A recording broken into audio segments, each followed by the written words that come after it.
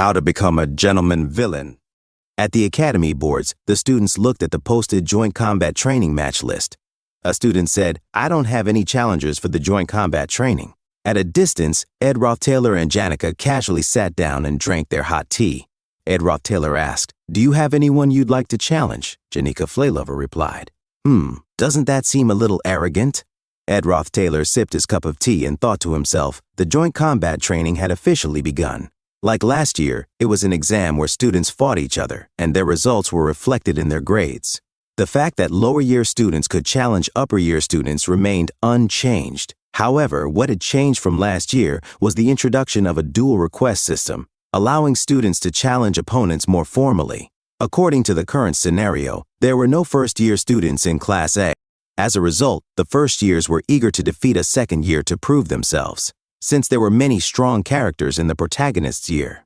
The first year versus second year matches were expected to be highly entertaining. However, the third year and fourth year matches were far less interesting to most spectators. Janica Flaylover asked, "What should we eat for dinner tonight?" Ed Roth-Taylor replied, "I have some leftover meat I bought from the L'Oreal Inn restaurant. Should we just season it with salt and cook it?" Ed Roth-Taylor thought to himself, among the third-year students, Janica and I were among the few notable ones. There weren't many strong individuals in our year. Last year, aside from Janica defeating Lortel, no one else had managed to defeat their juniors. With that precedent, the fourth-year students would likely challenge anyone and easily win. On the other hand, those who were strong rarely received any challenges. Janica Flaylover moved closer to Ed Roth-Taylor and chuckled. "Hey, you keep reading the book Lucy gave you." Ed Roth-Taylor replied, "It's an important book. I think I'll be reading only this for now." Seeing that no one had challenged him yet, he thought to himself, "I have to assume I am now considered strong as well." Janica Flaylover's expression grew sad. "Important, I see." Ed Roth-Taylor thought to himself, while there was a way to challenge someone first, that would be difficult for someone like Janica, given her personality. "I need to stay low." Suddenly a guard shouted, "Make way, the Saintess is coming." As the carriage arrived, Ed Roth-Taylor, confused, thought to himself, I turned to check how much the scenario had changed. First of all, it was strange that Clarice was here right now. Janica Flaylover looked at the carriage and gasped, "Wow, the Saintess!" Ed Roth-Taylor thought to himself, she wasn't supposed to participate in the joint combat training because it overlapped with the Holy Pope's visit. As Saintess Clarice stepped down from the carriage, Ed Roth-Taylor wondered, did the Holy Pope's visit get delayed? What major event could have caused such a change? What could have changed? Janica Flaylover, in shock, stammered, Saintess Clarice approached their table and said to Ed Roth-Taylor, "I had planned to send a letter, but I wanted to hurry and meet you, so I decided to just come." She smiled and said, "Hello, Ed." She suddenly pulled a chair and added, "I can't stay for long, but it would be great to have a short conversation with you." Janica Flaylover immediately stood up and lowered her head. Ed Roth-Taylor, still sitting, stammered, It's an honor, Saintess." Janica Flaylover blushed and trembled as she said, I am Janica Flaylover, Saintess. It's an honor to see you up close." Roth-Taylor thought to himself, even though she had lived in the countryside. A third of the Empire's population were Telos Order believers. Janica Flaylover grabbed Ed Roth-Taylor's sleeve as she tried to whisper, "Ed, what do I do?" Ed Roth-Taylor, sweating, thought to himself, this kind of reaction to meeting the Saintess was normal. Looking at her now, it was hard to believe she was the same person as Kylie Ekney. Through years of rigorous training, every one of her movements had become poised, exuding elegance. There were no signs of emotional disturbance. Ed Roth-Taylor asked, "I heard the Holy Pope and Archbishop will be visiting soon. Is it okay for you to be here?" Saintess Clarice replied, "The Holy Pope is visiting Trix Hall. Fortunately, it coincided with where I am. It was time for the joint combat training match announcement, so I thought you'd be here, Ed." Ed Roth-Taylor thought to himself, "She came just to see me. Why?" Saintess Clarice continued, "Although the Holy Pope is known for his intelligence, the Archbishop, Verdio, is equally sharp." She held her cup of tea and added, "It makes one wonder if he can read minds or something. The way he seems to know exactly what you're thinking is so fascinating. It must be a type of holy magic, right?" There were rumors that the Archbishop had the ability to see people's thoughts. Ed Roth-Taylor responded, "I see." Then he thought to himself, Verdio, mind reading, the ability to see thoughts. Suddenly, it hit him. I see. The real reason Clarice had come all this way and was speaking to him in such an unnatural manner became clear. Archbishop Verdio had the ability to read thoughts, and she was afraid he would discover that I knew her true identity. Ed Roth-Taylor said, That capable, Archbishop Verdio is incredible. Of course there's no way he'd ever meet someone like me with my lowly fallen status. Saintess Clarice asked, Is that so? Ed Rothtailor replied, Yes, and I'll be busy with the joint combat training, so I will probably never meet him. Saintess Clarice closed her eyes and blushed as she murmured, Never. Janika Flaylover hesitantly said, You Saintess. As Saintess Clarice opened her eyes and looked at her, Janika Flaylover then asked, Then, you're saying you came here just to see Ed? She spun her braided hair between her fingers. Saintess Clarice stammered, Yes, that's true. Janika Flaylover looked at her intently and said, While you were nervous about meeting the Holy Pope, you brought a carriage all the way here just to see Ed? Saintess Clarice flustered, No. So, too am human too, as so. Of course I get nervous, so. Ha! She laughed awkwardly as the other students listened. In shock, Saintess Clarice suddenly exclaimed, Anyway, that's why. There are people you want to see, and when you think of the person you want to meet, and seeing his face, wait, so, since I was nervous. Her hands trembled as she looked down and blushed. I just wanted to see him or meet him, she murmured to herself. I guess that makes sense. She then abruptly stood up and ran away, blushing. Oh, look at the time! The Holy Pope will arrive soon, she shouted, fleeing. The knights were shocked. Saintess! They called out as they watched Saintess Clarice rush into her luxurious carriage and speed off. The students and Janika Flaylover turned to look at Ed Rothtailor. Ed Rothtailor suddenly felt a sharp headache and broke into a sweat. He muttered to himself, Ha! Whether she's Clarice or Kylie, she's hard to spend time with. A different scene at the arena of the joint combat training. Woohoo! A student shouted excitedly. His friend asked, You didn't send any challenge requests either? Ed, yes, Ed. There are rumors among the new students that he's pretty strong. Of course, he's probably just strong among those third-year weaklings. Ed Rothtailor muttered to himself, What? Cordic smirked and said, You need to prepare yourself. For the first and second-year matches, there's a rule that they can't use mid-rank magic or sharpened blades. But the upper grades are different, he added, taking out his axe. Ha! I'll make it clear before the match. It was Cordic Valadirk, a fourth-year combat faculty student ranked second, a man who never let his guard down against his juniors. As you may know, my name is Cordic Valadirk, he announced. A girl in the crowd whispered, I know they said you can't use sharpened weapons because they have the ability to kill, but that's just a blunt weapon. Her friend sighed, Ha! I was so scared I'd have to go against that guy. Senior Professor Molina called out, Okay, third-year Ed Rothtailor, fourth-year Cordic Valadirk, if both are ready, begin. Cordic immediately leaped toward Ed Rothtailor. Ka, my body is heating up. Ha, he cackled. I never go easy just because it's a mock duel. If you feel the fear coursing through your body, then it's still not too late, he roared, swinging his axe. Ed Rothtailor let out a sigh. Ha! He raised his hand and cast flame. Suddenly, Cordic Valadirk exploded. Ed Rothtailor had used mid-rank magic particle explosion. Cordic Valadirk burned to a crisp, screaming in pain, Kyok! As the dust settled, he groaned, Kyuk! What kind of mage has that kind of reaction speed? The third years, Kyuk! Until last year, they were nothing much. Marilda and Mug stepped out beside Ed Rothtailor. Cordic Valadirk trembled. Where did this monster come from? Ed Rothtailor suddenly continued his attack. A student gulped nervously. Gulp. Lying on the floor, Cordic Valadirk thought to himself it took around 5 seconds. I was careful to make sure he wouldn't get hurt. Sorry if you wanted to fight some more, Ed Rothtailor said nonchalantly. Good work. The students erupted in cheers. Whoa, woo! Ed Rothtailor let out a sigh. Whew! He thought to himself, I couldn't focus on the fight because I was thinking about other things. After the Saintess's explosive visit, I had to take the directionally challenged Janika to the stadium. On my way to fight Cordic at the other stadium, I met someone unexpected. Oh my, we meet again, Adele Saris greeted. Ed Rothtailor frowned. What are you doing here? This is Glock Hall. Second year should be in Nail Hall. Adele Saris smiled. What a coincidence. I heard even the way the wind blows is fate, so we must be quite closely connected. Ed Rothtailor thought to himself, she's uncomfortable once the joint combat training is over.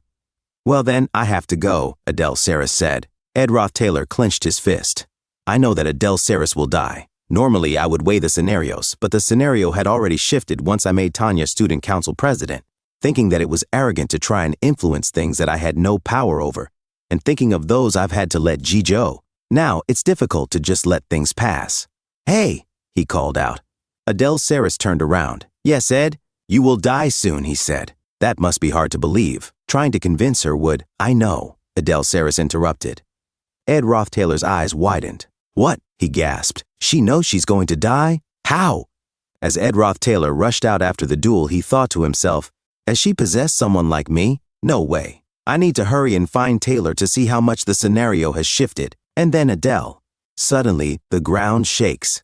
Ed Rothtailor exclaimed, It's an earthquake, he thought to himself. An earthquake? What is that sound? Even if the scenario had changed drastically, he had prepared thoroughly using predictions and imagination. But what was happening now, as he opened the window and looked outside, Ed Rothtailor saw a colossal figure emerging from the sea. His eyes widened in shock. Is something like this even within the realm of imagination? Why, is that here now? He murmured to himself. A being thought to have gone extinct, even in legend, a great calamity that could not be stopped by human strength alone. As a giant foot stepped onto the island, Ed Rothtailor's thoughts raced. The failed swordsman of Sylvania's final boss. The sacred lance dragon has awoken. Episode 3, The Failed Swordsman of Sylvania, second joint combat training. The protagonist, Taylor, crushed all the strongest freshmen. Then, finally, he took down Claude of the Faculty of Alchemy, who had drunk the evil god's blood, and exited the exam room, only to hear the news of Adele's death. At the time, the details of Adele's death were unknown. The innocent and childlike Clarice completely lost trust in the Order and became an entirely different person. The players of the game considered Clarice's sudden transformation a complete destruction of her character and dubbed her the Faithless Saintess. To contain the Faithless Saintess, who now opposed them, the Order dispatched troops to Arkan Island. In the end, the one who went berserk and single-handedly destroyed the Order's forces was Act 3's final boss, an awakened Lucy. That was how Act 3 was originally meant to unfold. However, Sacred Lance Dragon, Wellbrock, he was the boss of Act 5, appearing only at the climax of the main story.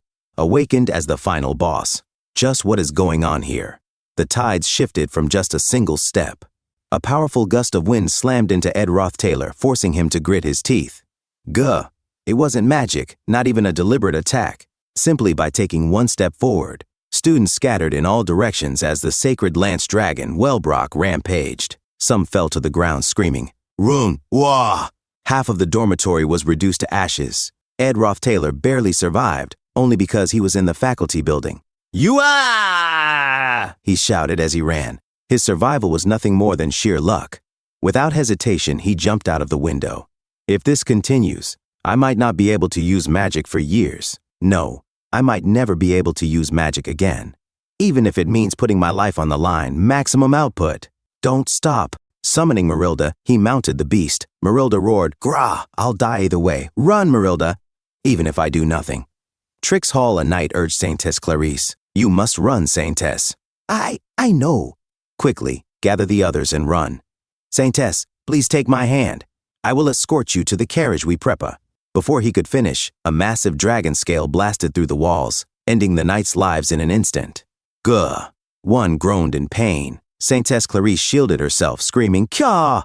As the dust settled, she looked around. Just what is going on here? Are these scales? The mere act of the dragon shaking off its scales had created this destruction. A knight barely clinging to life despite his severed arm assisted her. You must leave now. Please forgive my rudeness. Saintess Clarice's voice trembled. Who created that horrific thing? Marv, the knight called out. Prepare the carriage. Marv rushed forward, pulling a horse. Saintess, the carriage has already been destroyed. Instead, please take this horse. He's been trained well. He will take you across the Mexis Bridge and off Arkan Island. Tears welled in Saintess Clarice's eyes. I can't ride a horse. Suddenly, her eyes widened in shock. Ugh! The knight, barely conscious as his severed arm bled profusely, pleaded, Please, just grab the reins and hold on to the horse's neck tightly. Even as he lost an ear, the knight forced himself to continue. Aye. Marv slapped the horse's flank. Go, take the Saintess outside the castle. The horse galloped away as Saintess Clarice screamed, Kya! Looking back, she trembled. Boo, ooh. I had always thought it was an exaggerated tale, like something from a myth. But now, I recall the story. The one the Archbishop used to read to me back then. Wellbrock, the Sacred Lance Dragon. Every time he unleashed his magic-laden breath, resembling the power of the sun, everything beneath him ceased to exist. As the Sacred Lance Dragon, Wellbrock prepared another attack, a terrified scream rang out. A system notification appeared. High-rank magic, large-scale magic nullification barrier, the attack was blocked. Saintess Clarice looked up in shock and confusion. That's... Principal Obel Forcius clenched his teeth. Damn, even high-rank magic can only deflect its breath. He narrowed his eyes at the rampaging dragon. You've awoken too early, Sacred Lance Dragon. Despite his efforts, the beast continued its destruction. Obel Forcius stepped forward, preparing to restrain it. So you aren't even going to give me the time to imprison you? He invoked his skill, highest rank telekinesis magic, Chains of Providence, from a distance. Lucy Merrill recalled her master's words. One day, just once, when this school faces a great threat. Lucy exhaled slowly. This wasn't what I had in mind, old man. With a flick of her wrist, she unleashed multiple high-rank telekinesis spells upon Wellbrock. The dragon roared in defiance. The chains shattered instantly. Lucy hovered before the enormous dragon, determination burning in her eyes. Saintess Clarice gasped in shock. With a surge of power, Lucy launched herself at Wellbrock's foot, only to be swatted away. She crashed into a distant wall. The force of the impact sent violent gusts of wind through the battlefield. Clarice struggled to hold onto her horse. As the dust settled, Lucy activated a protective barrier around herself, her expression unreadable. Obel Forcius, still standing his ground, nodded. Thank you for buying me time, Lucy. His spell was complete. Highest rank defensive magic, shield of the god of creation. The dragon's massive claws crashed against the divine shield, but were repelled. From a distance, Saintess Clarice watched in horror. Her breath came in ragged gasps. I have to hurry to the Mexis Bridge and escape this island. I have to run away. No. She trembled, staring at her blood-stained hands, the blood of the fallen students around her. Suddenly, a familiar voice called out. So you were safe, Saintess? She turned sharply. Senior. Ed Roth Taylor approached her, his expression unreadable. Nah, thank goodness you're here. Are you hurt? He extended a hand toward her. No, how did you know I was here? You had planned on meeting important guests, so I figured you'd be at Trix Hall. Clarice hesitated. I, was riding a horse to the Mexis Bridge. Ed shook his head. It's pointless. That area is too crowded. Even if you manage to leave the island, you won't escape the dragon's range. You'd only end up dying in vain. Without another word, he pulled her onto Marilda. Hold on tightly. Clarice clung to him, barely able to process the situation. Ed's thoughts raced. Human strength alone cannot prevail against this monster. Even with Lucy and Obel here, all they can do is hold it back. According to the original story, Taylor would raise his power to the maximum and acquire the ultimate swordsman form. Then, should I give up? His grip on the reins tightened. No, get it together. The main story has fallen apart. I must find the key variation that caused the plot to deviate. That will lead me to a way to send the Sacred Lance Dragon back into slumber. At first, I thought this was my fault, because up until now, whenever the story changed, it was because of me. But even if the flap of a butterfly's wings could cause a tornado, isn't the world ending just a little too much? Why is the finale of Act 5 happening now at the end of Act 3? First, I need to confirm who summoned the Sacred Lance Dragon. I have to analyze the key figures of Act 3 in order of importance. His eyes darted around. Lucy is fighting the dragon. Clarice doesn't seem to know anything. Behind him, Saintess Clarice clung to him desperately. In the distance, Taylor rallied the students. This way, everyone. Ed narrowed his eyes. Taylor, the protagonist, is an exception. Right now, he's focused on saving people. That means the only other person who could have changed the plot is. His eyes widened in realization. It can't be. Meanwhile, at Nail Hall, a deafening explosion rocked the corridors. A student screamed, "Run away! Wah!" Adele Saris walked calmly through the chaos, seemingly unaffected. She read the letter in her hand. Nail Hall Training Room, 1 p.m. Adele Saris, Clarice, please wait until your opponent for the next match is decided. But beneath it, a new message had been added. Combat training will be canceled due to a sudden change in the Saintess's plans. Adele's lips curled into a faint smile. What a shame. We could have met, but I'm sure fate will have us meet one day. It's always been that way. Ed Roth Taylor said to himself, the game's final boss, Wellbrock, awakens in the middle of Act 3. Fighting against him is impossible. Instead, there is a possibility of sealing him if I find the reason for his awakening. Let us take a look at the prominent characters of Act 3. It cannot be Lucy or Taylor, and it is not Clarice. As Adele said, I know. Ed Roth Taylor continued, speaking to himself, Adele. Her calm attitude, even when knowing of her death, was odd. If I find her, I am sure the truth will be unveiled. Let us leave Clarice somewhere safe and find Adele. However, I do not have much time. Time is... As Ed Roth Taylor said, we are here, St. Tess. Luckily, the barrier magic cast on the Ophalis Hall is still active. Saintess Clarice Ekner said. Senior, Ed Roth Taylor replied, head inside and wait for a little while. As Ed Roth Taylor sweated, he muttered, ah. Then he said to himself, the barrier magic is still active. However, the first attack stage is a bombardment of Wellbrock scales, and the barrier failed to block it. Saintess Clarice Ekner was shocked and crying as she said, everyone inside the Ophalis Hall is... Ed Roth Taylor suddenly grabbed her delicate wrist. She exclaimed, oh.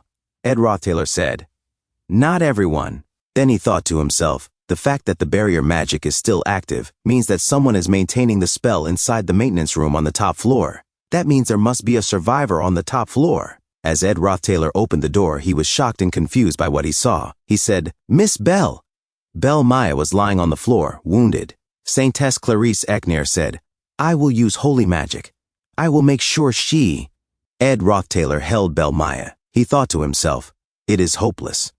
She had already fallen victim to the first attack and crawled up here in that state, just in case there were other survivors. Belle Maya coughed blood and trembled, saying, cough.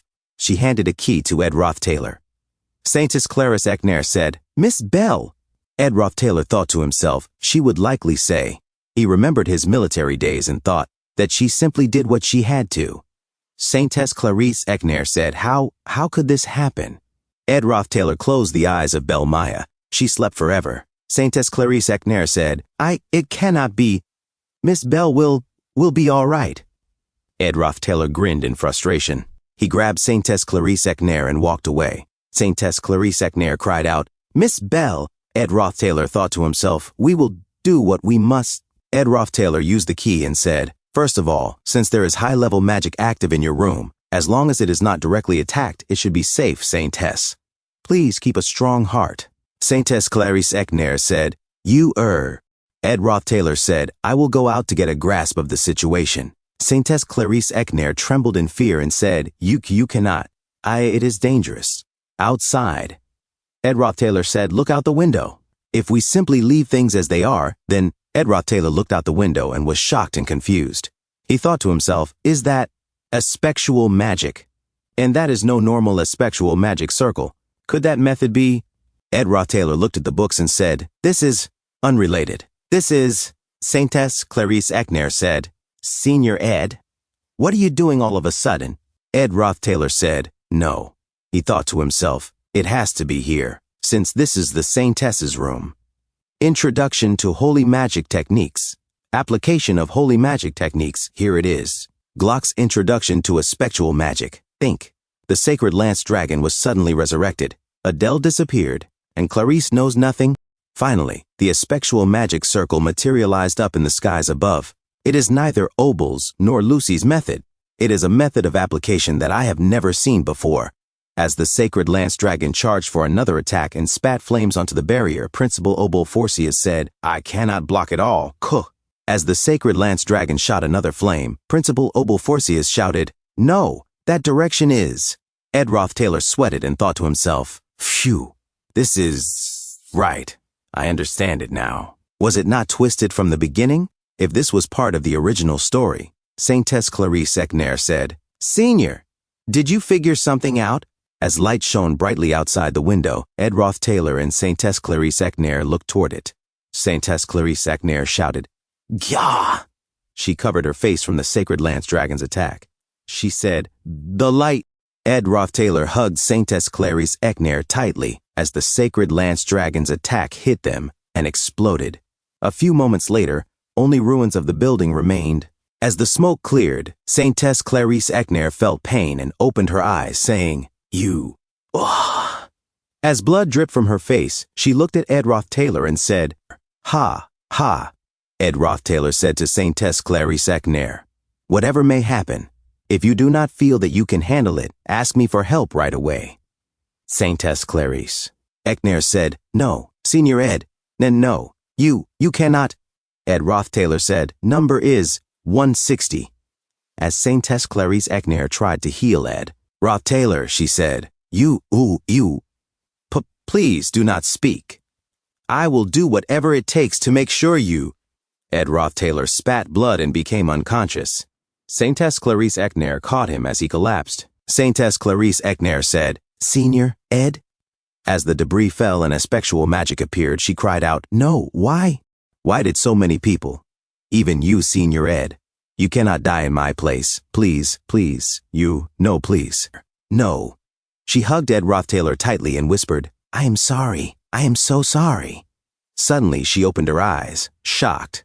Confused, she said, "Huh?" A boy nearby asked, "Why did the Saintess come here?" His friend replied, "Did she come just to see that guy, Ed? Do they know each other?" Saintess Clarice Eckner, still stunned, thought to herself, "What is going on here?" Janica Failover blushed and gasped, The Saintess." Ed Roth-Taylor looked at Clarice confused. "Saintess, you asked to speak with me. What did you want to talk about?" Clarice thought to herself, "Senior Ed." She suddenly climbed on top of the table and grabbed Ed Roth-Taylor's shirt. Shocked, Ed exclaimed, "Huh? What are you?" Clarice aggressively opened his shirt, revealing his chiseled body. Sweating, Ed stammered, "Saintess?" Clarice thought, "He does not have any wounds. This cannot be." The other students looked on in disbelief. Janica Failover rushed forward, pulling Ed away, and shouted with tears in her eyes, "Saintess! Even if you are the Saintess, you cannot. In broad daylight and in public too. This is... Ooh, a Saintess." Clarice sat back in her chair, panting. Ha, she thought. Was everything up until now a dream, a premonition, a hallucination? That is impossible. She glanced at her wrist. Everything I experienced, all of it was real. She saw bruises on her delicate wrist and trembled in fear. I have come back to the past, she thought. This morning, I briefly spoke with Senior Ed to stop him from meeting Verdio, the mind reader. Then I went to Trix Hall, and while waiting for the Holy Pope, while I was waiting, the Sacred Lance Dragon appeared. Clarice thought in horror, I am going to die. Death, everyone will die. At this rate, everyone will die. Ed Roth-Taylor buttoned his shirt and said, Saintess? Suddenly, Clarice grabbed Ed's wrist and cried out, Q, quick! What? Ed asked. We have to run, she shouted. Wait, Saintess? Saintess. Clarice pushed Ed into a carriage, thinking, I cannot just shake off the Saintess. What is going on here? Ed said, You must head to Trix Hall to meet the Holy Pope, Saintess. Clarice replied, I will take responsibility for everything. We must hurry to the Mexis Bridge as fast as possible. The carriage raced off. A student said, What just happened? His friend answered, The Saintess. Just kidnapped Ed Roth-Taylor. Janica Failover stood frozen in silence and thought, Responsibility. Are they eloping? Ed said, Saintess. How long will you keep crying? This is going to cause problems. Clarice said, A great dragon will descend upon the skies of this very Arkan island, and most of us will die. Ed stared, What? Clarice replied, I have already died once. I returned to the past. You already saved me once, Senior. Back then you looked like you realized something, but before you could tell me, you were crushed by falling rubble, and you died in my place, and hic. Of course, I am sure you do not understand what I am talking about right now. But you said something before you died. As Saintess Clarice Eckner holds the rough hands of Ed Roth-Taylor, Saintess Clarice Eckner said that regardless of what happens, I should come to you for help, and that I should tell you that no matter what. Ed sighed. If you say something like that, just how am I supposed to respond? He looked out the window, sweating. Marv said, Saintess, there are inspection personnel ahead at the Mexis Bridge. We will have to wait for now. Ed said, Saintess, going this way was a mistake. It would be best to turn around and meet the Holy Pope, and I, Clarice suddenly spoke, 15155000160. Ed Roth-Taylor froze in shock. Marv chuckled nervously. Ha ha, it is so crowded here. Saintess, it seems that due to the Holy Pope's visit, merchandise from the LT Trading Company is backed up. Looks like this will take a while. Ed shouted, We need to get through. This is an emergency, so just get past them as best you can. Marv panicked. But then the academic society will complain. Ed snapped, The Saintess is in danger. No, all of us are. As long as it is possible, break through. Nothing else matters. Marv said, Then please hold on tight. As the horses suddenly surged forward, Marv declared, I have spent 22 years as a coachman. I can even cross the seas if I try hard enough. Marv shouted as he drifted the carriage toward the front. Ed Roth-Taylor said, Great. Then he thought to himself, soon, the sacred lance dragon will be revived and we will all die. I decided to completely believe Clarice's words, however absurd they sounded. The numbers Clarice had just recited, they were a string that no one else in this world would understand. 15, 500, 160. Roca 15, 500, 160. He whispered internally, before I came over to this world, that was my military service number. Ed said aloud, I see. If even the awfulest hall had fallen, then there was no safer place left on Arkan Island. That is why you chose to escape. Also, if time truly has been rewound, then a spectral magic must have been involved. Among the current magical theories, only a spectral magic can interfere with the flow of time. I think I am starting to perspire. Are you listening? Saintess Clarice Ekner, savoring the closeness to Ed Rothtailor's chiseled body, murmured, Ah, yes. Just let me stay like this for a little while, please. You were saying this happened due to a spectral magic? Ed replied, That is right, but turning back time on such a large scale should have been impossible with a human's magical power. However, if it is as you said, then... Suddenly, Wellbrock appeared. Clarice screamed in fear, Kia, ugh, she thought to herself, still, this time, we have successfully escaped. We have left Arkan Island. So we should be fine. But it happened again. Wellbrock groaned, ugh. Clarice thought, it was a living nightmare. Ed said, Are you all right, Saintess? Clarice turned back and gasped, Senior Ed. She was horrified. Senior, she saw Ed wounded. Cough, cough. Ed gasped, Saintess, do not give up. You must continue onward. Clarice, trying to heal him, cried, No, you are going to be okay, I swear. I will make sure you... I am so sorry. Once again, I was not able to help you. I was not able to do anything, while you helped me, and died once again for my sake. Yet I still have not done anything for you. While I depend on you, I am sorry. I am so sorry. Hick, Ed said weakly. There is no need to apologize. There is no reason to cry. I will help you again. I am sure I will. So, he held Clarice's face gently. So, please do not cry in despair. Senior Ed, Clarice said softly, trembling. Ed dozed off. Clarice shivered in fear. Oh, she thought, this cursed blessing. Instead of someone like me, he should have had it. If I could, if I could return to the past just once more. As Wellbrock prepared for another attack and fired.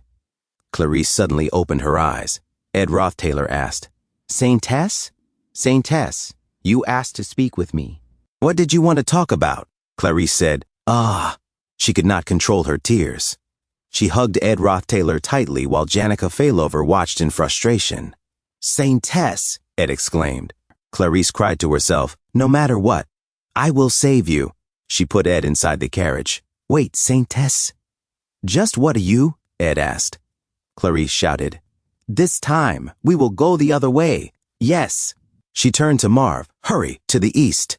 She thought, I explained the situation to Senior Ed while escaping inside the carriage, and we decided on a place to hide. But Wellbrock struck the carriage with precision. Clarice thought, my third regression. She held Ed in her arms. Hick, no. We ran to the other side of the island, but we did not have enough time. My fourth regression. She put Ed into the carriage again. Wait, Saintess, just what are you? Ed asked. We went to the seaside cavern by the western sea that Senior Ed guided us to, but it collapsed. My 12th time. We went to Professor Glass's secret laboratory, but we were hit directly by the sacred lance dragon's magical attacks. My 15th time. Ed said, fading again. 22nd. She shoved Ed into the carriage once more. Saintess, he cried out. Clarice thought again, and again, and again.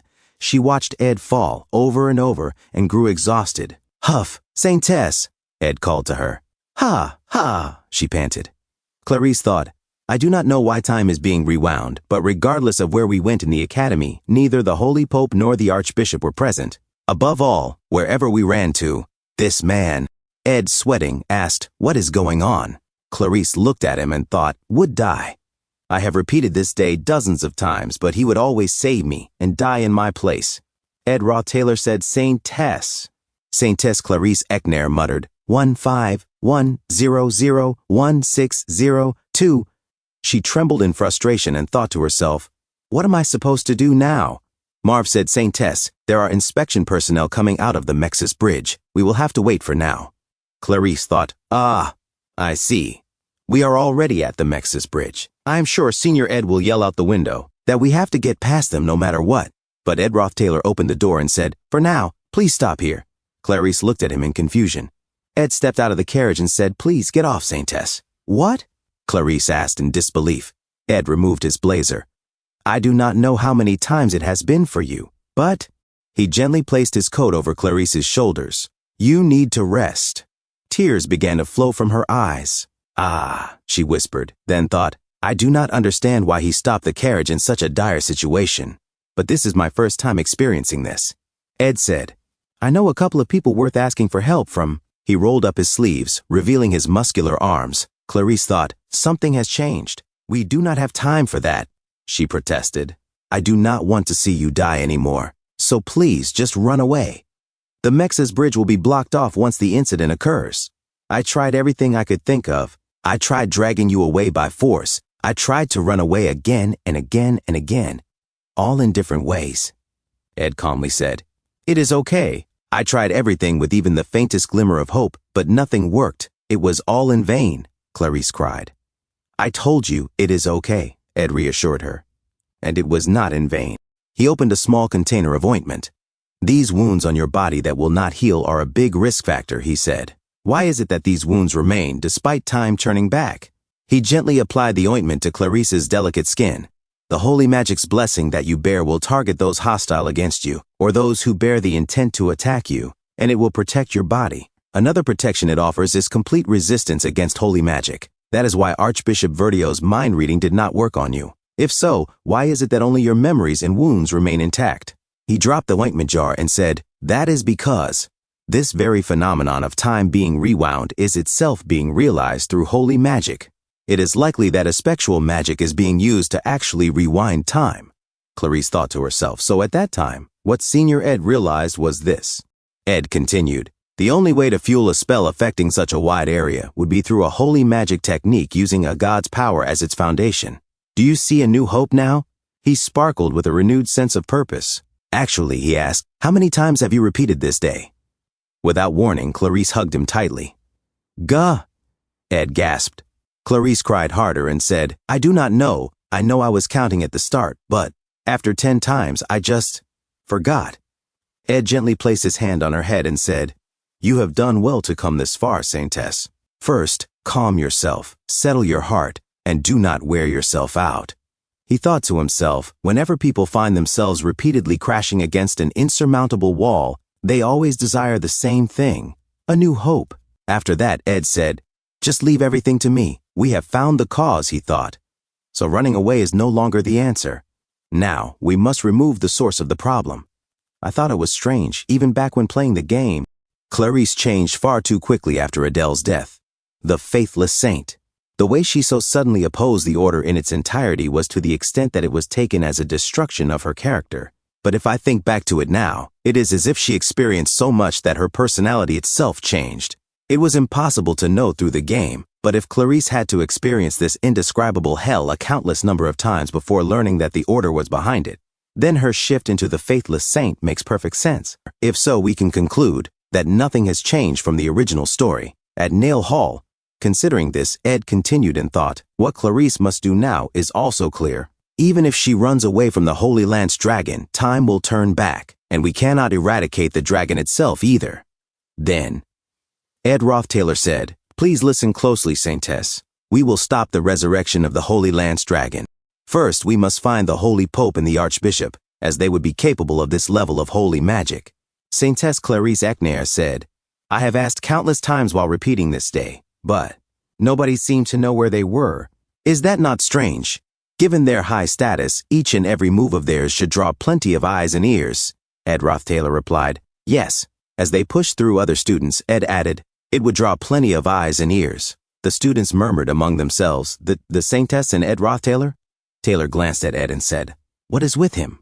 Ed thought to himself, were Taylor and Wade in the middle of a spar.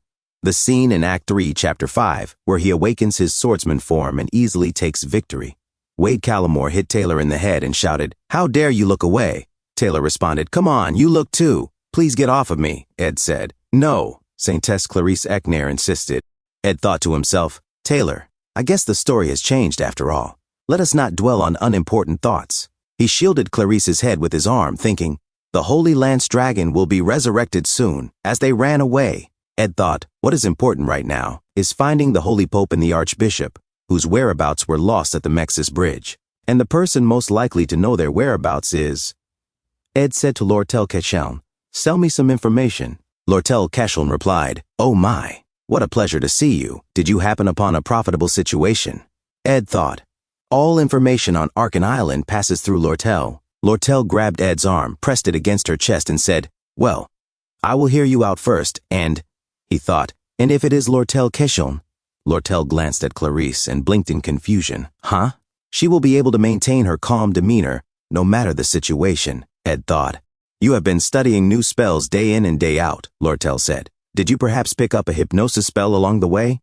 Ed looked upward in silent frustration. Even so, Lortel continued, aiming for the Saintess as much too. There is someone I need to find right now, Ed interrupted. I need to find them before the joint combat training, at the latest. I will pay you however much money you ask for. Lortel frowned and said, tell me what is going on first. A few moments later, near the Mexis Bridge carriage depot, a servant shouted, acting company leader. As you have ordered, I have gathered all the witness information from near the Mexis Bridge, Lortel said. Now then, shall we discuss the price? I normally charge a high fee, but today I might have to charge extra. She turned to Ed and continued, first off, because you said it was an emergency, I withdrew from my last spar and accompanied you. And I can understand you, since this is just how you are, Senior. But seeing how the Saintess has changed so suddenly. From her carriage, Clarice looked on and said, Senior Ed Roth Taylor, I fail to understand what is going on here, Lortel said. Ed asked, you said you were waiting for your last spar, right? Then, it took us quite a while to come this way, so the joint combat training should be coming to an end soon. Yes, Lortel replied. And what about it? Lortel, Ed said, you maintain your calm demeanor no matter the situation, and you excel in making rational judgments and acting accordingly. Why are you saying this all of a sudden? She asked. It is just that, especially in times like these, you shine so brilliantly. As such, no matter what happens, stay calm, and please believe in what I am about to say. Senior, did you not say you were out of time? She asked. That is right, Ed answered. That is why I am saying this. Lortel stood in shock and remained frozen. Suddenly, the ground shook. Debris struck the ground. The coachman shouted at the horse, nay! Welbrock's attacks hit the nearby buildings. The coachman screamed in pain, gah! The horse cried out, ah! Ed used his skill to block the falling debris and pulled Lortel tightly into his embrace. He was struck from behind. Lortel gasped, wide-eyed, as she stared at the wings of Welbrock. Welbrock stepped forward, the ground trembling beneath each step. It screeched. Rain began to fall. Lortel whispered, what is going on? She opened her eyes wide. Ed gently set her down. Cough, he muttered. Senior Ed, Lortel cried out. So, how much? Ed asked, despite the blow he had taken. Huff, huff, Lortel panted, then smiled. Compared to my life, it looks like I will have to pay you back instead. I do not need anything, Ed said. He took the paper from her. Lortel smirked. Is that so? What a lucrative deal. According to the 13 witness testimonies, the Holy Pope and Archbishop used a concealment rune and traveled down isolated roads while accompanied by troops. Ed Roth Taylor asked, and their destination? Lortel Kecheln answered, the academic cathedral within the faculty building. As he looked at the carriage, Saintess Clarice Ekner punched the door open and shouted, Senior Ed? She ran out and immediately hugged Ed Roth Taylor, crying, Senior Ed, no, you cannot. Are you okay? What do? You are bleeding. Lortel Kecheln stood there, stunned. Then she exhaled and said, Phew, quit stammering. Let us get moving. It looks like at least one horse is still barely capable of moving. She took hold of the horse and added, It is greatly wounded, but it can reach the faculty building. Quite the stroke of luck. Ed Roth Taylor stepped into the stirrup and said, We must hurry. Then he turned to Lortel and said, Give me the reins. Lortel held the reins tightly and replied, Even if there is a saddle, having more than 2 people on it would be tough. One of us has to stay behind. Ed Roth Taylor said, The Saintess and I must go.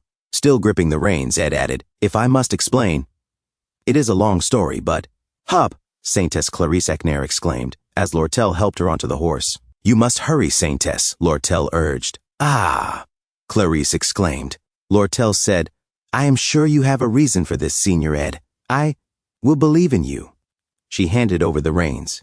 Ed said, thank you, Lortel. I will repay this debt later, I swear. Lortel suddenly grabbed Ed's hand. No, she whispered. Then she stepped into the stirrup and said, you will be paying me back now. She kissed Ed Rothtaylor. Saintess Clarice Eckner blushed and said, hey. She stared at Lortel, stunned. She gasped. Lortel got down and said, it seems this second time was also me, Senior Ed. Well, I do need to buy insurance, after all. Lortel, Ed murmured. Then Lortel slapped the horse. Eek, the Saintess yelped. Lortel called out, Saintess, there is a proper order to things in the real world, so if you cling to a product someone else has already claimed, things will get quite messy. She waved goodbye, then stopped walking. Silently, she said, no, I am not confusing things. The calamitous reign of the Holy Lance Dragon should have ended 300 years ago. Put on a smile, Lortel Cashon. She looked up and said, he who laughs in the face of danger will find himself the victor in the end. As Wellbrock's colossal foot came down toward her. Meanwhile, Ed Rothtaylor and Saintess Clarice Eckner rode away on horseback. Principal Obel Forcius and Lucy Merrill faced Wellbrock head-on. Ed said, you must take to heart what I have told you, Saintess. Okay, Clarice replied. She thought to herself, there is no way he is not scared. I'm sure he must want to run away. Just how is it that he... The horse neighed in pain and collapsed. Ed shielded Saintess Clarice Eckner with his body as she clung to him. Gah! Ed groaned in pain. Clarice shut her eyes, then slowly opened them. Senior Ed, you are bleeding, she said. She thought, how is he? I am fine, Ed said, standing up. I have been hurt far worse than this more than a few times before. How is he so strong? The Saintess thought. More importantly, Ed said, the Academy Cathedral. When they arrived. It seems like we made it to the right place after all, Ed said. He thought to himself, within the long history and grand scale of the Holy Imperial Capital, they are revered as the greatest of holy sorcerers. They are strong enough that, were they to be gathered together, even Lucy would have a hard time fending them off. And they are loyal to the point of always being prepared to lay down their lives for Telos, an honorable title held by only 8 people, the Apostles of Telos. Please step away from the entrance right this instant, Clarice shouted. Ed thought, the Apostles' only weakness is their religious devotion. They would gladly give up their lives at the Saintess's word. One apostle said, my apologies, Saintess. I am following His Holiness, Holy Pope Eldine's orders. No one may pass by me. This is all for your sake, Saintess. Ed drew his dagger and pointed it at them. The apostles attacked. Gah! Ed groaned. Saintess, he called out. You must break through. Saintess, I have told you that you may not pass. Another apostle shouted. But Saintess Clarice Eckner ran toward the Academy Cathedral. Ed threw an item, a magic engineering tool, impact-amplifying wave ball. As the apostles tried to stop her, one slipped and slid away, screaming, Gah! The apostles of Telos looked at Ed Rothtaylor. Ed Rothtaylor cast, basic wind magic, wind blade. The apostles of Telos scoffed, One of them glanced toward Saintess Clarice Eckner entering the cathedral and clicked his tongue. Tisk. They turned back to Ed and asked, who are you? You are overexerting yourself. You have already lost a lot of blood. It is already over. Just give up. But as Ed Rothtaylor began to charge his magic, their expressions turned to shock and confusion. He clenched his fist harder and said, not yet. He used mid-rank magic, magic arrow, fires condensed magic power in the form of arrows. The number and arc can vary depending on the user's proficiency.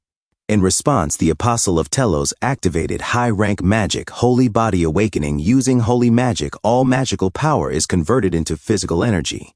He pointed his spear at Ed and said, I did not want to kill you, but...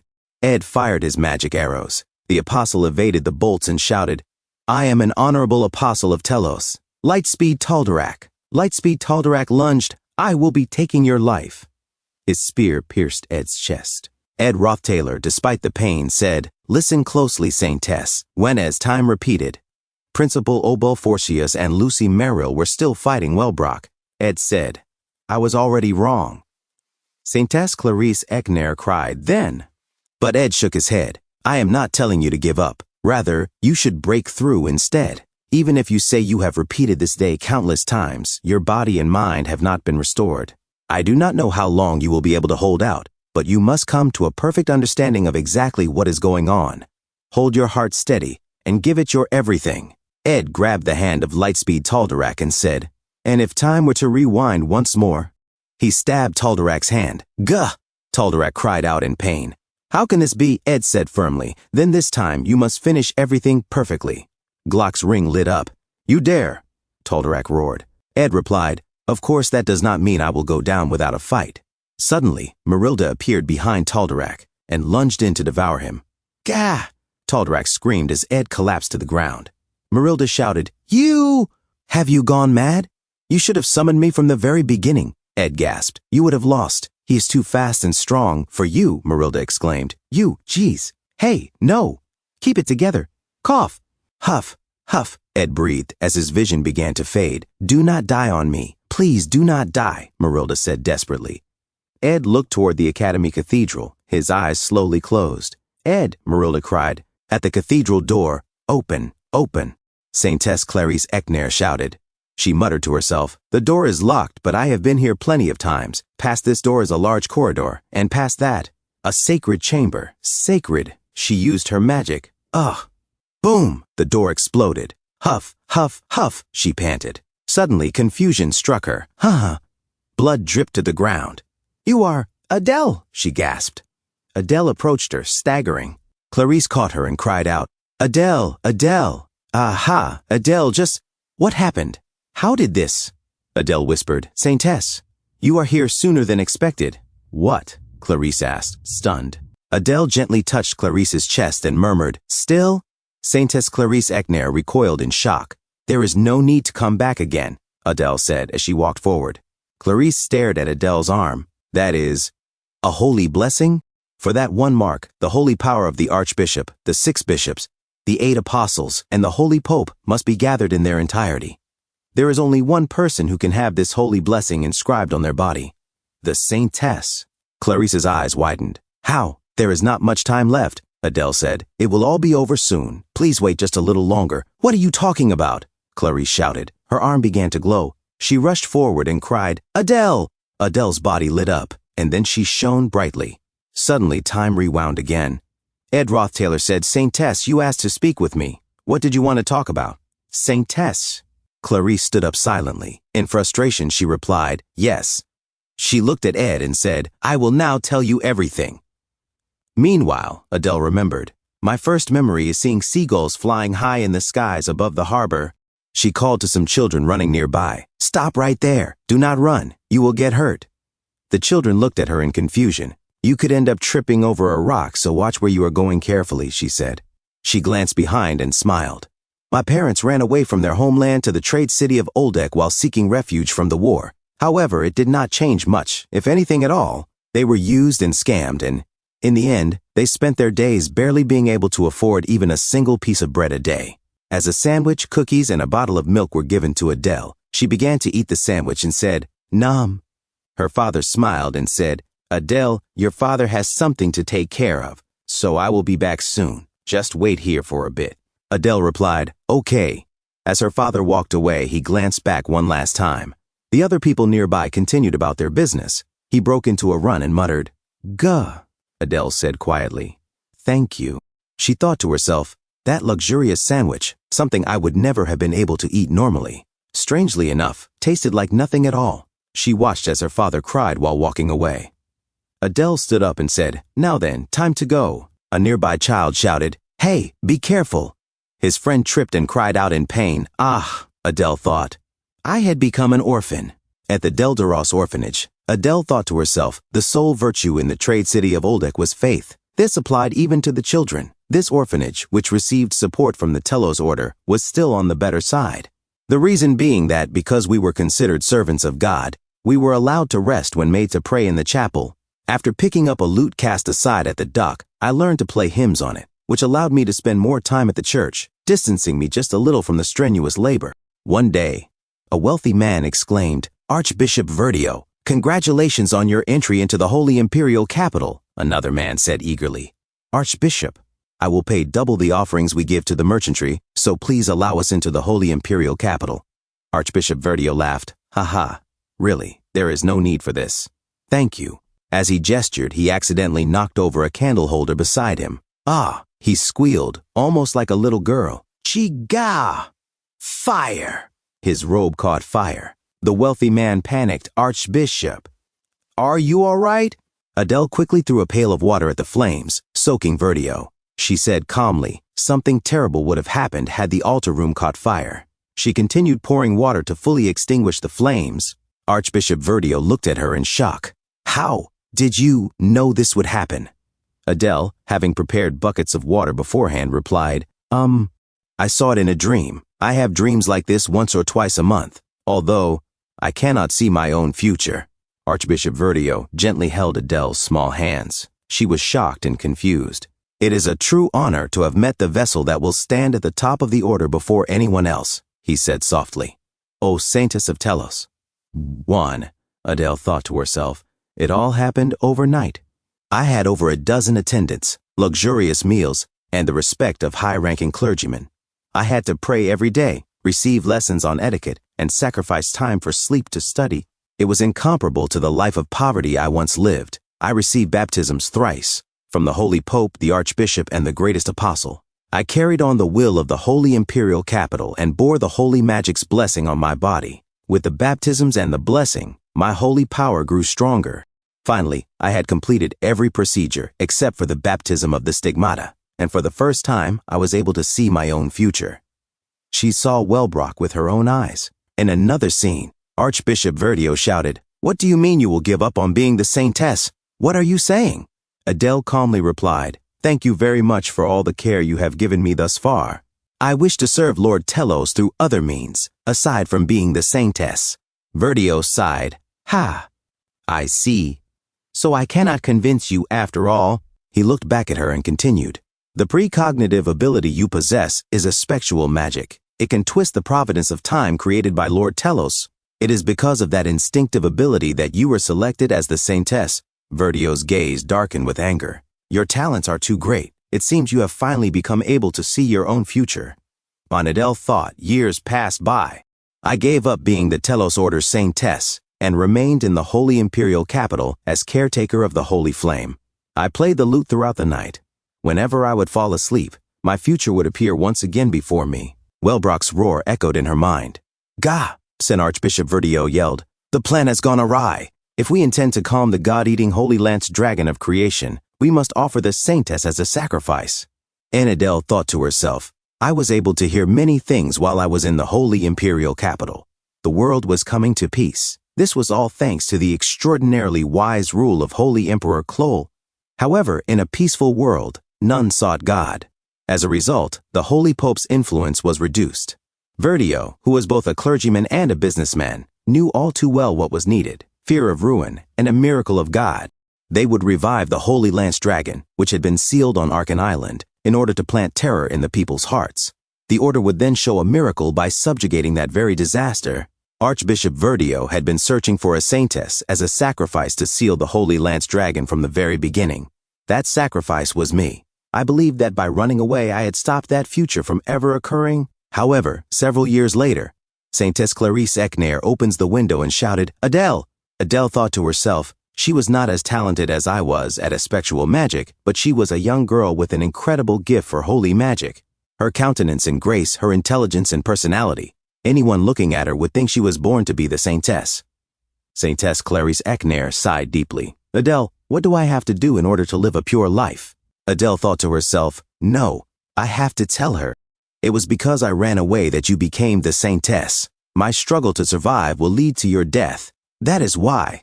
She looked at Saintess Clarice Ekner and said, I would rather die in the sewers than live as a blank pure white canvas. And she thought to herself, you have to run away. As Adele sang The Green Fogs of the Denkin Swamp, she thought to herself, run away. And she sang more, saying, the golden light from the fields of the golden city of Clolon.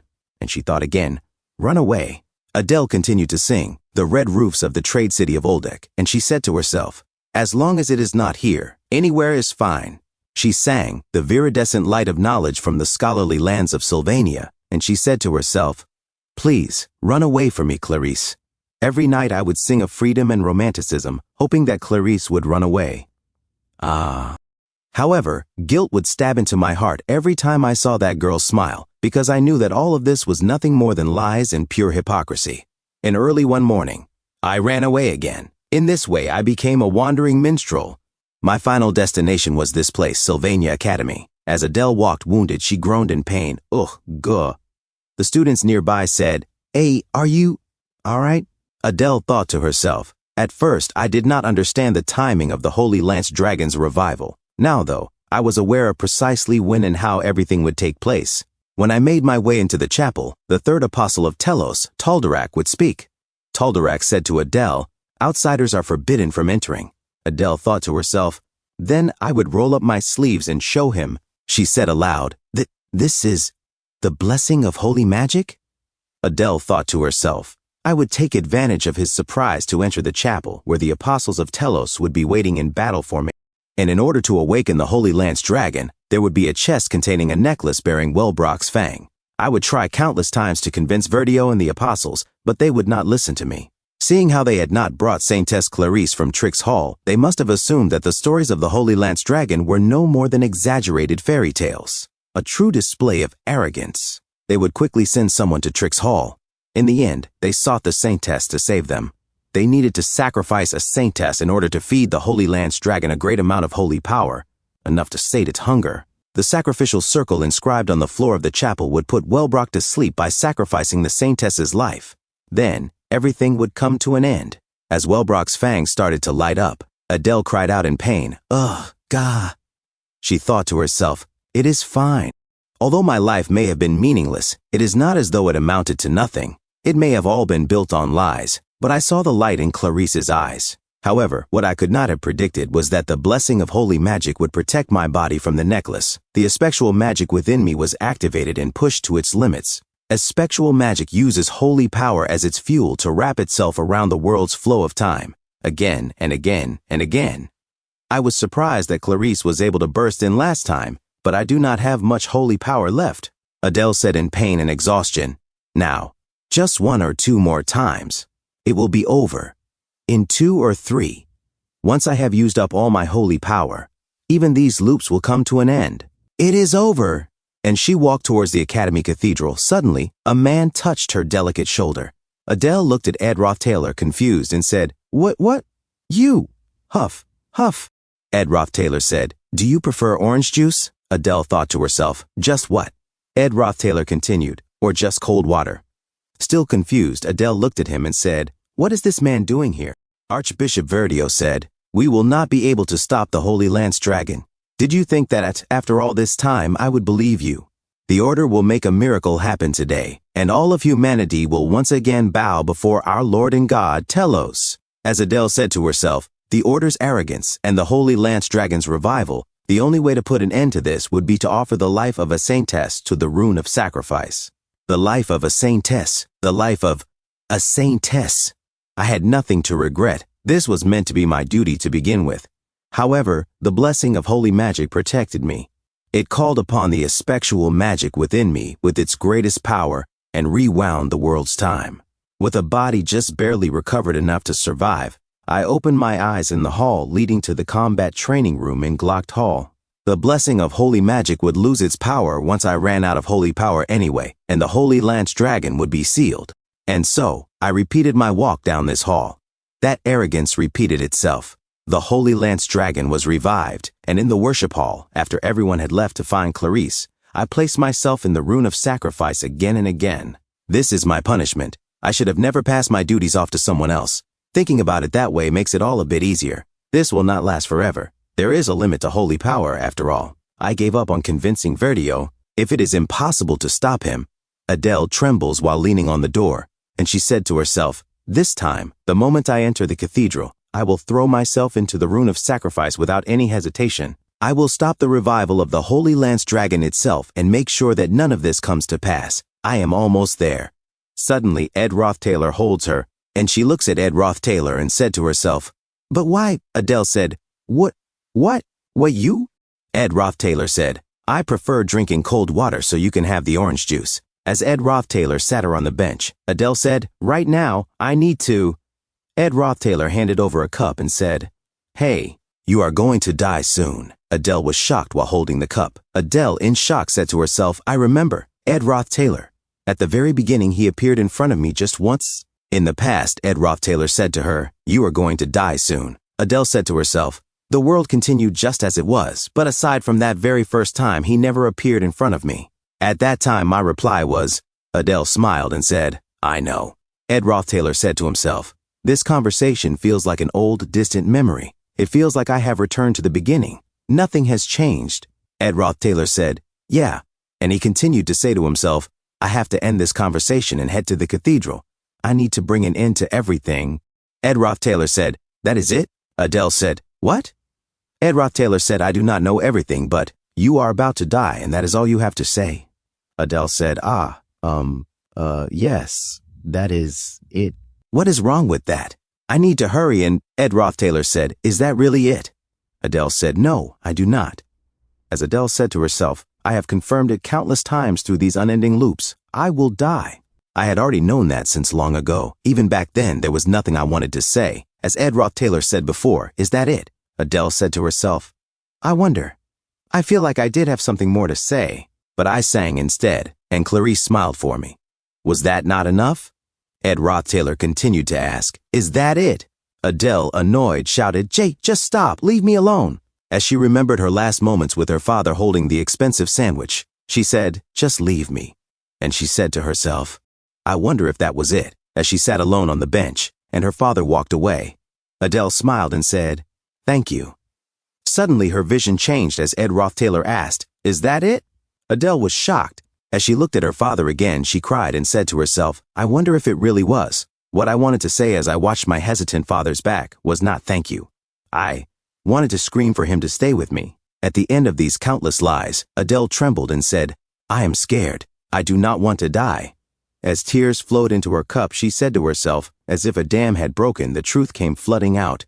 Ed Rothtailor said, "Phew," as Ed Rothtailor took a sip of his water from a bottle, and he placed it on the bench and said, "Phew, jeez." While Adele continued to cry and tremble, Ed Rothtailor stood up and said, "You sure had a hard time saying something so obvious." As he rolled up his sleeves, Ed Rothtailor said, "Tell me everything you know. Let us bring an end to this." A few moments later, Saintess Clarice said, "I will now tell you everything." Saintess Clarice said to herself, "After listening to my story, Senior Ed decided to move separately from me. He decided to go looking for Adele, while I headed to the cathedral. As Tal'Darak came out of the cathedral, he said, "Saintess, were you not waiting at the Trix Hall? Why are you here?" Saintess Clarice said to herself, "I need to focus." And she said, "Move aside, Tal'Darak." As she passed him, Saintess Clarice said to herself this time, "I will finally learn the whole story." Suddenly, she opens the door of the cathedral and said, "Stop everything you are doing right now. Holy Pope Eldine, Apostles of Telos, and Archbishop Verdio." Archbishop Verdio said, "Saintess Clarice?" Saintess Clarice said, "Archbishop Verdio, I believed you to be an innocent believer who put the Holy Imperial Capital above all else." Archbishop Verdio said, "That is correct. I live only for the sake of the Holy Imperial Capital. Our righteous Lord is always with us above the heavens. But the ignorant populace will never believe that if we do not show them anything." Saintess Clarice said, "That is why you want to kill the Holy Lance Dragon and spread that grace." Archbishop Verdio said, "It will not take long." Saintess Clarice said, "All of you are underestimating the Holy Lance Dragon. At least consider the possibility of fail." She was shocked and confused as she said, "No. From the very beginning, you intended to use my life as insurance." Archbishop Verdio leans closer to her and said, "It is merely insurance, something that would only come to pass if things do not end well." Outside, Ed Rothtailor pulls Adele and said, "Yes, the truth is not exactly pleasant." Ed Rothtailor said to himself, "To put it briefly, for a long time now, the order has been facing declining finances. So that is why the Archbishop revived the Holy Lance Dragon? So that they could make a show of taking it down and strengthen the people's faith and the order's power." Adele said, "Archbishop Verdio, I was like this even as a normal priest, growing the congregation and enriching the Holy Imperial Capital storehouses. That is how the Archbishop proves his faith." Ed Rothtailor said, "Did you try to persuade the Archbishop?" Adele said, "As someone who ran away from the Holy Imperial Capital, I have lost all trust. Although he would not listen to anyone else anyway, he would simply use force to make others comply. He brought with him a force that could win against anyone after all, the Apostles of Telos. They are the greatest armed forces in the Holy Imperial Capital, capable of fending off even an army. Archbishop Verdio said, "My apologies, Saintess. It will not take very long, so I would like for you to stay asleep for a while." Adele said, "Considering their strength, there is nothing that can be done." As she closed her eyes, suddenly she realized and shouted, "Ah!" Ed Roth Taylor carries her and said, "Force? Force alone is not a major concern." Adele said, "What do you mean?" As the cathedral was shit by high-rank electricity magic, divine punishment. From above the stained glass shatters. As Archbishop Verdio was shocked, he looks back and said, "Who is that? Just who could? Do you not fear the Lord, Telos?" Lucy Merrill said without flinching, as a mage of Telos falls to the ground. "Nope." Another said in pain, struggling to get free from the magic of Lucy Merrill. Guh. Lucy Merrill magically landed inside the cathedral and said, "I am," and she looks at Archbishop Verdio and continues to say with her electrifying magic, "An atheist? I do not believe in a god, but I do believe that those who have sinned deserve to be punished for it." Archbishop Verdio said, "What? What do you mean by sin?" As another apostle of Telos was thrown to the wall, Lucy Merrill said, "It is engraved in both your temple and your laws, arrogance." As she charges her power towards Archbishop Verdio, Archbishop Verdio said, "Just what are you doing? You have turned away from the grace of our Lord Telos." As apostle of Telos, 6th seat, Lenos shoots his arrows, while apostle of Telos, 2nd seat, Reuben charges at Lucy Merrill. Lucy Merrill silently looks at them as Archbishop Verdio shouted, "As Telos wills," while Lucy Merrill casually stands and waits for the attacks of Reuben and Lenos. Lucy Merrill snaps her fingers and a barrier blocks the arrows of Lenos and electrifies Reuben from behind. Taldarak said, "How dare you taint this chapel?" As Lucy Merrill looks behind, "I am the 3rd seat, the Lightspeed Apostle, Taldarak." Taldarak cracks his voice while saying, "I will be your end." As he charges his spear towards Lucy Merrill, Lucy Merrill said to herself, this was not a matter of speed, and she used her skill, high-rank spatial magic, spatial leap. Lucy Merrill said to herself, but of space itself. As she teleported behind Taldarak, as Lucy Merrill flicks her fingers, and Taldarak was hit by the powerful thunder of Lucy Merrill, and he said in pain like a little girl, "Gah!" Archbishop Verdio said to himself, "The apostles of Telos are each individually hailed as being some of the strongest people in the nation, and yet, even though there are 6 of them, how is this?" No, more importantly, how did she know to attack this place? In order to raise the authority of the order, we plan to revive the Holy Lance Dragon and strike it down. The stage on which this was set happened to be where the students would be, Arkan Island. We could not afford any part of this plan leaking. Regardless, the plan has failed. So if that is the case, Archbishop Verdio said to the Pope, "We must secure a path of retreat. Our priority is protecting His Holiness, Holy Pope Eldine." Lucy Merrill stepped forward, her voice cold and unwavering. "Running away?" she echoed, sparks crackling from her fingertips. As she used her chronistic aspectual magic, "Time prison," Archbishop Verdio squeaked like a girl, saying, "Eek, Brother Taldarak." Brother Taldarak suddenly shouted from the rubble, "All of this is for the sake of our Lord Telos." He covered for Archbishop Verdio, who was running away. Archbishop Verdio looked behind and said, "Brother Cleve, we must take the Saintess." Cleve took Saintess Clarice and said, "Please pardon me, Saintess." "Ah, what are you doing? Unhand me." Archbishop Verdio muttered to himself, "We must bring the necklace, which is physical evidence, and the witness, the Saintess, with us. If we pressure the Academy using the Holy Pope's authority, then regardless of what that student says, they will be ignored." High-rank electric magic. Lucy Merrill used her skill, divine punishment. Cleve planted his shield on the ground and blocked Lucy Merrill's magic. He shouted like a little boy with a cracking voice, "Gah! Please escape." Lenos carried the Pope away, shouting, "Everyone, escape from here and gather at the agreed-upon location." Cleve carried Saintess Clarice. Archbishop Verdio declared, "Regardless of what may come, the order will be victorious." Lucy Merrill gritted her teeth and muttered, "Tisk, how annoying." The Lady Apostle cried, "Archbishop Verdio, even if we escape like this, we will soon be caught." Archbishop Verdio replied, "It is fine. Even if it is only for a moment, we will destroy the evidence and retrieve the Saintess, and once we inform the Academy of this act of violence, then." Suddenly, Ed Roth Taylor said, "Ignition." He used his skill, basic magic ignition. The Lady Apostle burned her wings and screamed in pain, "Gah! How could mere basic magic be so powerful?" Suddenly, Ed Roth Taylor's dagger approached her quickly. She swung her spear and deflected the dagger. Ed Roth Taylor used another skill, spirit formula, explosion. The cathedral exploded. A student from a distance said, "What is going on? Is that not where the Academy Chapel is?" Archbishop Verdio ran away while the Lady Apostle lay burnt to a crisp on the ground. Ed Rothtailor shouted, "Follow me, Mug." Mug responded, "Yes, young Master Ed." Archbishop Verdio muttered to himself. He predicted our retreat and was lying in wait. Is he working together with that witch hat-wearing brat? He used a skill at Ed Rothtailor, Holy Spell. Mug took the hit and said, "Gah, my apologies, young Master Ed." Archbishop Verdio continued running while Ed Rothtailor stopped.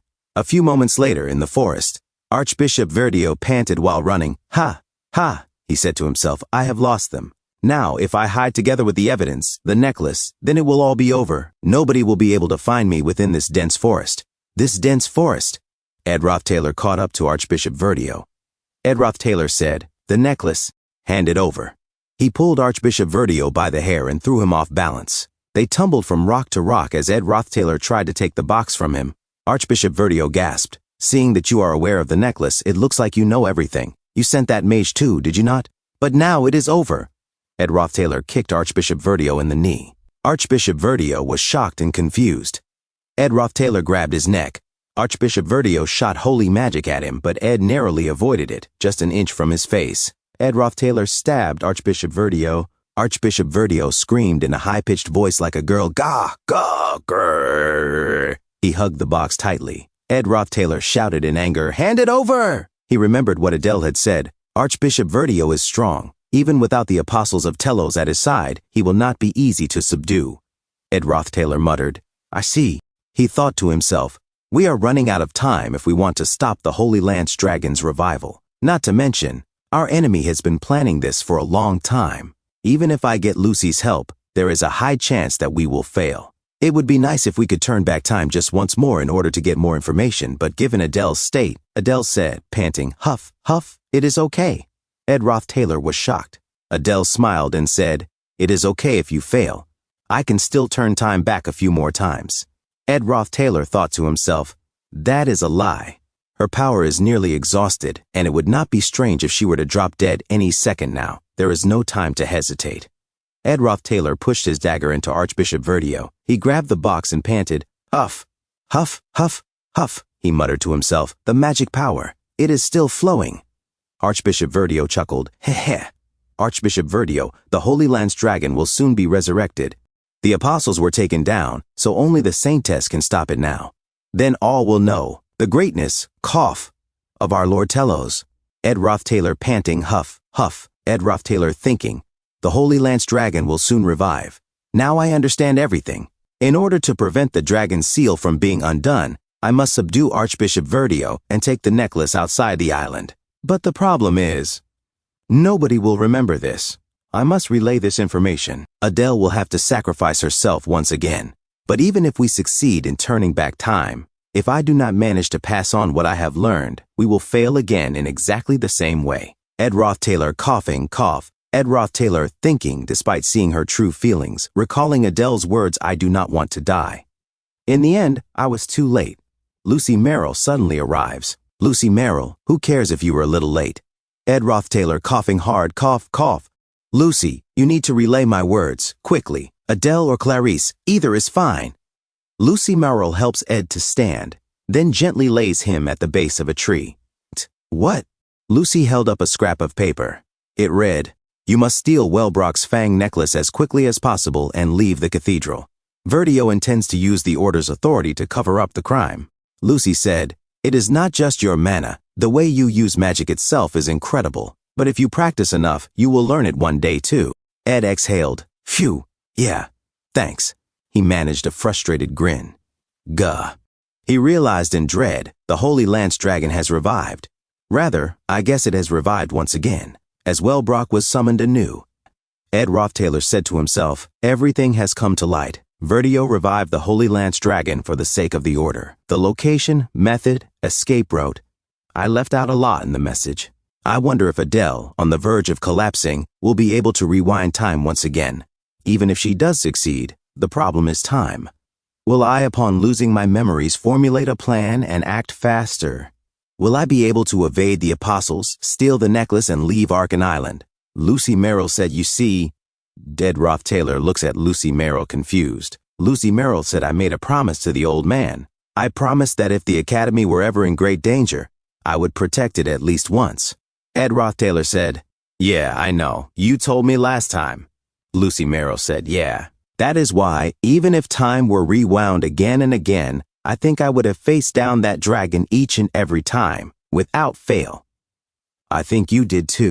Ed Roth Taylor said, Yeah. Lucy Merrill said, I came to this academy to keep my final promise to the old man. But maybe I was here, waiting for this. Now I am done with this tiresome waiting. However, if time is rewound once more, then stopping it would be pointless. As she puts down her magic hat. Ed Roth Taylor said so? Lucy Merrill hugs Ed Roth Taylor and said, Then I would rather die in your arms. I am sure we will forget all this either way. This memory will be forever lost. Ed Roth Taylor said, I guess. So, as scales rain down at Ed Roth Taylor and Lucy Merrill, while Lucy Merrill puts up her barrier, Lucy Merrill said, Then there is something I want to say, something I could never find the right time to say. Ed Roth Taylor said to himself, Her thick walls are collapsing. It is embarrassing, but not very romantic. This very moment itself tells me everything I need to know. It may be that Lucy would never be able to say these words to Ed otherwise. Lucy Merrill cries and said, I cannot live without you, so please, do not go away. As Ed Roth Taylor gently touched Lucy Merrill's head, Ed Roth Taylor said that was not even a particularly difficult request. As Wellbrock shouted, Grah!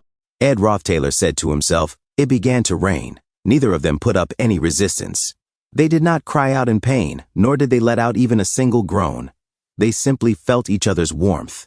A long time later, the rain came to an end, and the two lay there just the same, in each other's arms. A few moments later, as Lucy Merrill's magic hat was torn, a bright light emits. In a different scene, Adele drops her mandolin, and she said in pain, Cough, gah, cough. Adele said to herself, My holy power has bottomed out. I can no longer affect the flow of time, and I can no longer peer into the future. I can finally die. In the end, I was not able to stop the Holy Lance Dragon's revival. That I was able to meet Clarice one last time was painful, but it still made me happy. It is a shame she was not smiling.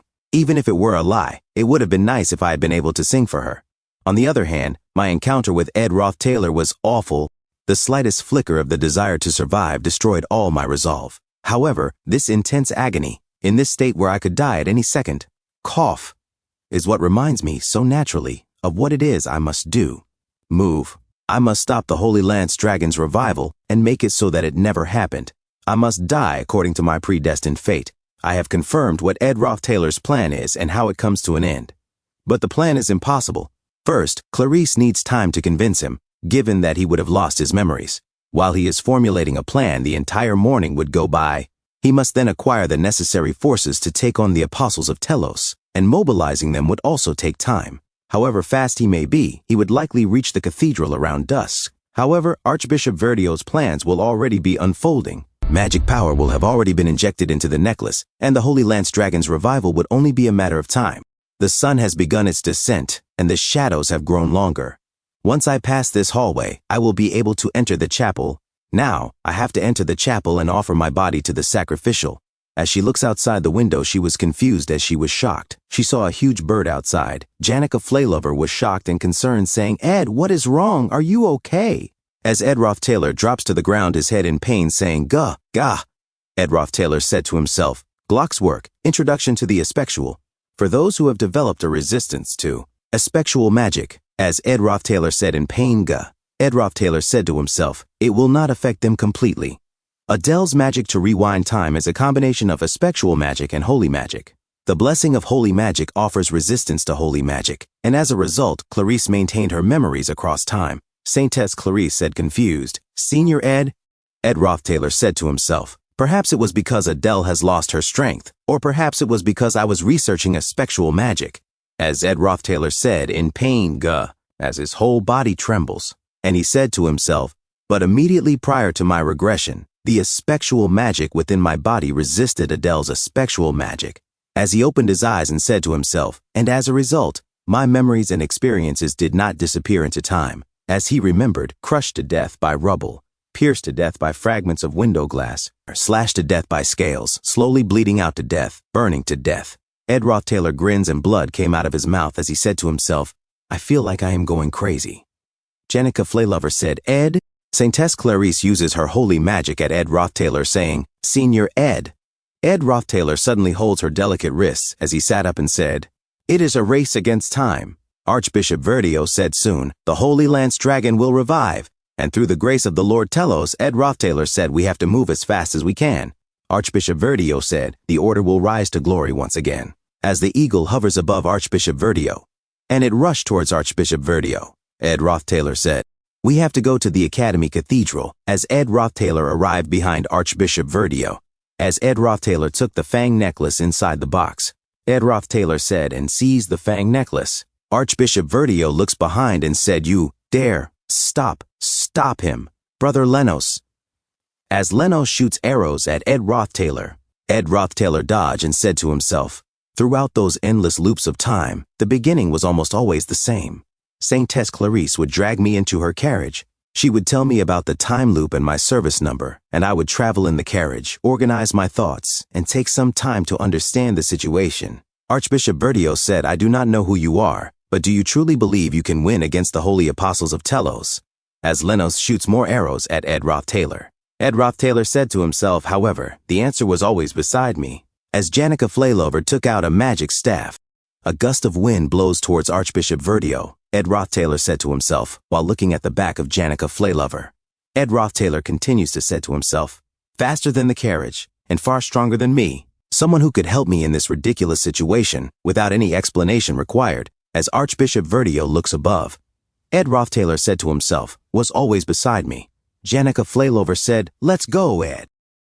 Ed Rothtaylor said, and he said to himself, it is a race against time. We arrived here in under 1 hour, but the necklace's magic has already begun to activate. This necklace is the key to awakening the Holy Lance Dragon. Once the necklace begins to resonate with the Holy Lance Dragon sealed beneath Arkan Island, he will eventually be reawakened. That means there is only one solution. Before the Holy Lance Dragon is revived, we must take the necklace and run far enough away that the magic cannot fully activate. Archbishop Verdio said, What do you think you are doing? Hurry, and... As he looks back, Ed Rothtaylor's dagger lights up on the ground. Suddenly, it exploded. Ed Rothtaylor and Janica Flaylover flew swiftly out of the cathedral. Ed Rothtaylor held tightly onto Janica Flaylover's tiny waist as they flew. Ed Rothtaylor said, Janica, I told you to escape on your own because I would find my own way out once we land. Janica Flaylover blushed as she looked at Ed Rothtaylor's hands around her and said, I could not just leave you behind and run away. Ed Rothtaylor said, the last time may have been over 1 year ago, but if you are the cause of another incident, you will be expelled. If this incident is not resolved, then I will be considered a fugitive who attacked the order. Janica Flaylover said, my homeland, Pulan. It is pretty remote, so if you hide there, no one would be able to find you. Or would an isolated desert area or a lawless zone be safer? Ed Rothtaylor said, hey. As Janica Flaylover gently held Ed Rothtaylor's hands, she said with a caring voice, also, you have been suffering alone, have you not? Ed Rothtaylor said, what? And he said to himself, how did she? Janica Flaylover said, I can tell now just by looking at your face. If you are going to be expelled, then let us be expelled together. It might be more bearable if we both share the consequences. Even if we are treated as fugitives, let us bear that fate together. I will never simply allow you to suffer alone. Ed Rothtaylor sweated and said, Janica, and he looked back, and he said to himself, the apostles of Telos. So all 6 of them followed after us. Ed Rothtaylor said, let us go as fast as we can. We do not have any time. Janica Flaylover said, okay, Ed. In the cathedral, Archbishop Verdio walked in the dust as Saintess Clarice said, please move aside. Archbishop Verdio said, Saintess Clarice? Saintess Clarice said, huff, huff. As Ed Rothtaylor had said to her a while ago, Saintess. As he held the soft wrist of Saintess Clarice, he said, there is something that only you can do. Saintess Clarice said, that only I can do?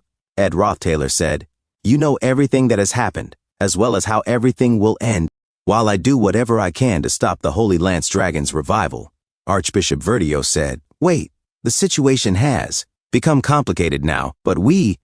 As Saintess Clarice pushed Archbishop Verdio aside, Ed Rothtaylor said, you must stop Archbishop Verdio. As Saintess Clarice swept away all the things on the table, Ed Rothtaylor said, the Archbishop is cunning and fanatical enough that he is willing to do anything for his beliefs. He will attempt to use the order to cover up everything that has transpired. In order to stop him, Saintess Clarice said, how long will you simply stand by and watch? As Ed Roth Taylor said before, you must win over the Holy Pope. Saintess Clarice said, Your Holiness, excommunicate Archbishop Verdio at once.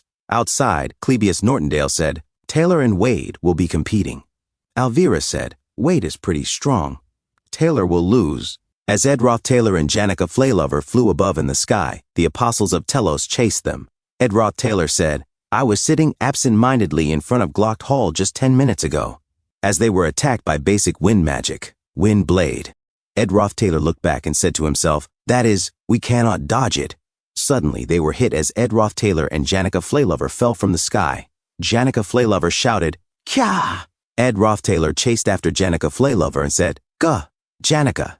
As Ed Roth Taylor tried to fall faster, he reached for Janica Flaylover.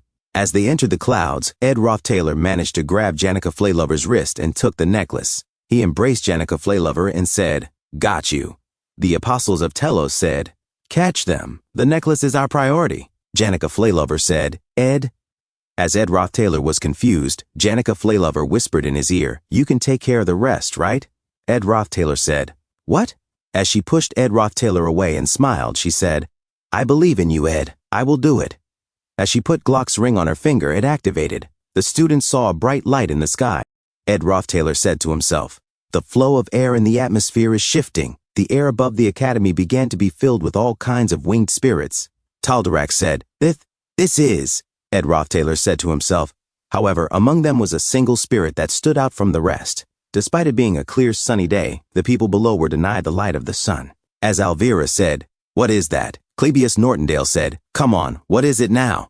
A massive tail of a whale appeared, rising above the horizon. Ed Roth Taylor said, Some say it was the first of the first spirits, the very first of all water spirits to gain life, a unique existence in nature, the only one of its kind, and the strongest water spirit of all. As Freed appeared in the air, one of the apostles of Telos shouted, Most of them are lower-ranked spirits, but there are too many of them. Guh, it looks like there are hundreds of them. The spirits attacked Freed, but Ed Roth Taylor and Janica Flaylover were being protected within the barrier formed by Freed. Ed Roth Taylor thought to himself, I can definitely feel it losing magical power.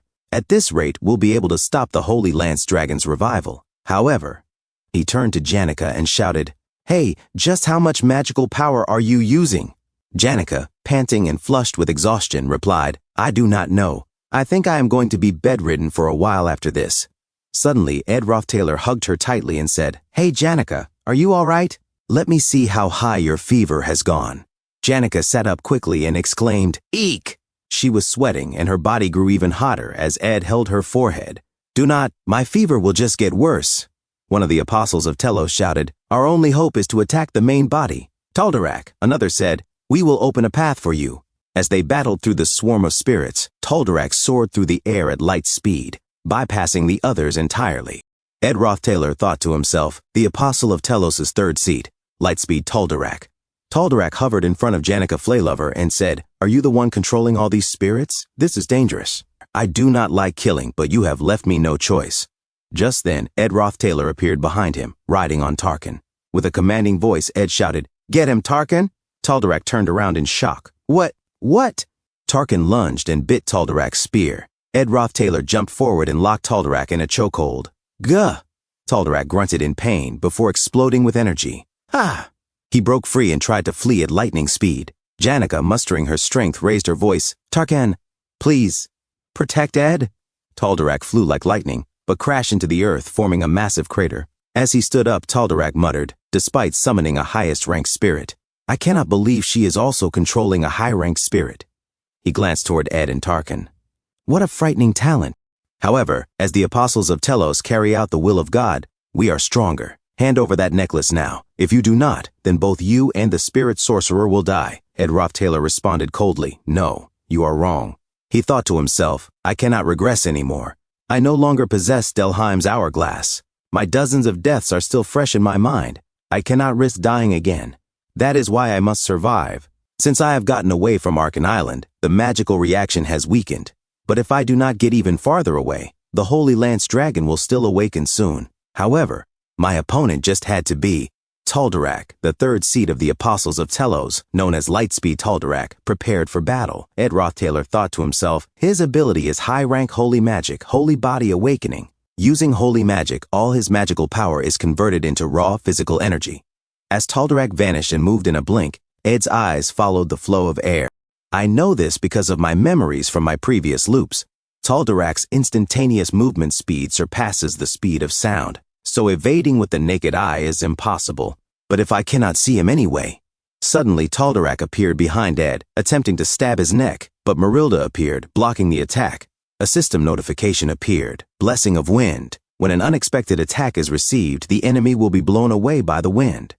Tal'Darak grimaced in frustration as he was knocked back.